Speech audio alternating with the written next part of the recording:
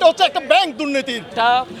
Building এর plan pass করার জন্য নাকি এখানে লাখ লাখ টাকা দিতে হয়। বর্তমানে যিনি চেয়ারম্যান আছে উনি হাজার হাজার কোটি টাকা লোপাট করেছেন। চট্টগ্রাম উন্নয়ন কর্তৃপক্ষের চেয়ারম্যান সহ কর্মকর্তাদের পদত্যাগের দাবিতে বৈষম্য বিরোধী চট্টগ্রামবাসীর ব্যানারে কার্যালয় ঘেরাও করেছে বিএনপির নেতাকর্মী সহ ছাত্র জনতা।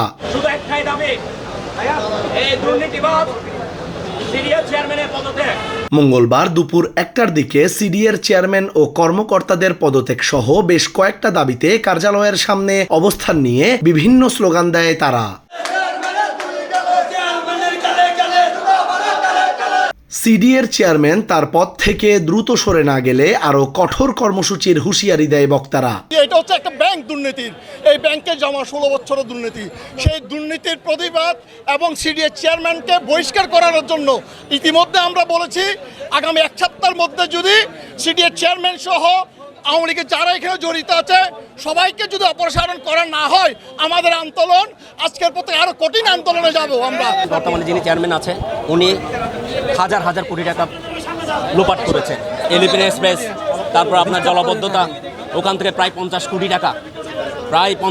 টাকা লোপাট করেছে। আগস্ট মাসের 5 তারিখের পরে উনি লুকিয়ে থেকে পলাতক অবস্থায় উনি ব্যাক ডেটে চেক সিগনেচার করে বিভিন্ন অ্যাকাউন্টে উনি টাকা ট্রান্সফার করেছেন।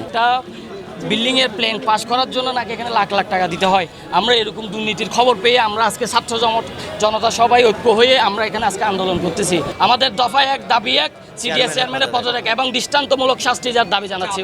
পরে কার্যালয়ের ভিতরে ঢুকে পড়ে আন্দোলনরতরা সিডিএর চেয়ারম্যান অফিস কক্ষের সামনে অবস্থান নিয়ে তার পদত্যাগের দাবিতে স্লোগান দিতে থাকে তারা। কার্যালয়ে অন্যান্য কর্মকর্তা থাকলেও চেয়ারম্যান উপস্থিত ছিলেন না। বৈষম্য বিরোধী চট্টগ্রামের পক্ষ থেকে বিক্ষোভকারীরা সিডিএ সচিব রবীন্দ্র চাকমার কাছে স্মারকলিপি দেন।